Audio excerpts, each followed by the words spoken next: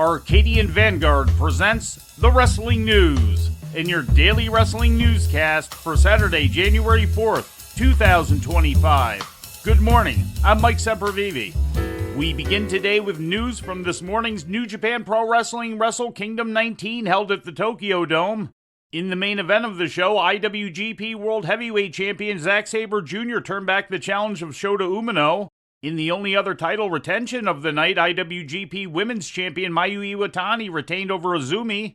5 championships changed hands on the show. AEW International Champion Konosuke Takeshita added the Never Openweight title to his collection, defeating Shingo Takagi. Yota Tsuji defeated David Finlay to win the IWGP Global title. In his first match back after undergoing treatment for cancer, El Phantasmo won the New Japan World Television title in a 4-way match over former champion Ren Narita, Jeff Cobb, and Ryohei Oiwa. In another 4-way, Kosei Fujita and Robbie Eagles won the IWGP Junior Heavyweight Tag Team title in a ladder match against former champions Kevin Knight and Kushida, Bullet Club War Dogs, and Francesco Akira and TJP.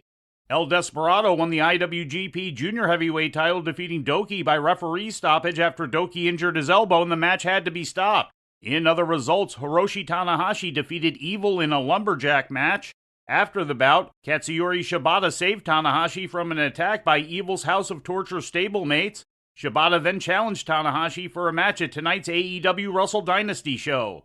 And on the pre-show, Hiroki Goto won the Rambo Battle Royal to earn a future shot at the IWGP World Heavyweight title.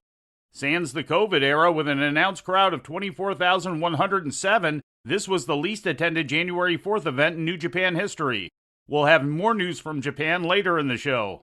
The first 3-hour Smackdown was broadcast live last night on the USA Network from the Footprint Center in Phoenix, Arizona. In the main event, Solo Sikoa, Jacob Fatu, and Tama Tonga defeated Sami Zayn and the Usos when Sikoa pinned Jey Uso. Uso splash! Solo Sikoa, who is legal, with a Samoan spike! Solo in the bloodline with a win.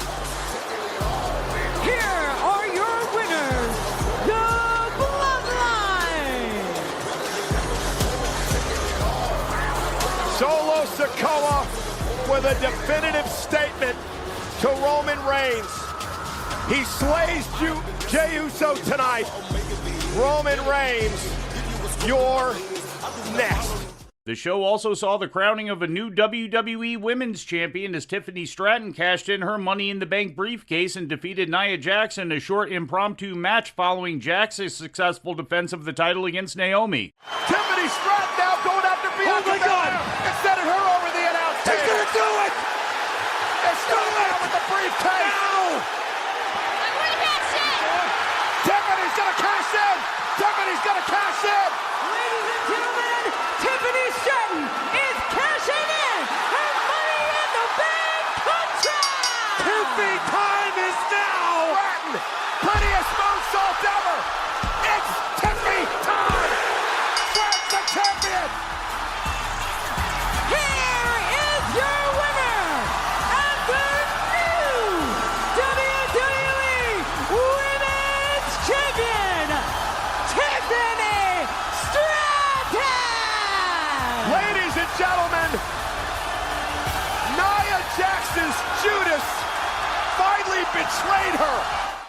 During the show opening promo, WWE Champion Cody Rhodes was jumped from behind by Kevin Owens during an in-ring confrontation with Drew McIntyre. In another promo segment, Solo Sikoa stipulated to Paul Heyman that if Sikoa defeats Roman Reigns on Monday's Raw, Heyman would have to become his wise man. In other results, WWE Tag Team Champions DIY battled the Motor City Machine Guns to a no contest due to interference from Pretty Deadly. Michin pinned Piper Niven, and Shinsuke Nakamura retained the United States title against Andrade. After the match, Nakamura was attacked by former United States champion LA Knight. In ratings news, the Fight for the Fallen edition of AEW Dynamite brought in a viewership of 588,000 to TBS on New Year's Day, according to WrestleNomics. That's up slightly from last week's audience of 574,000. The rating in the 18 to 49-year-old demographic was a .16, also down from last week's demo rating of .18.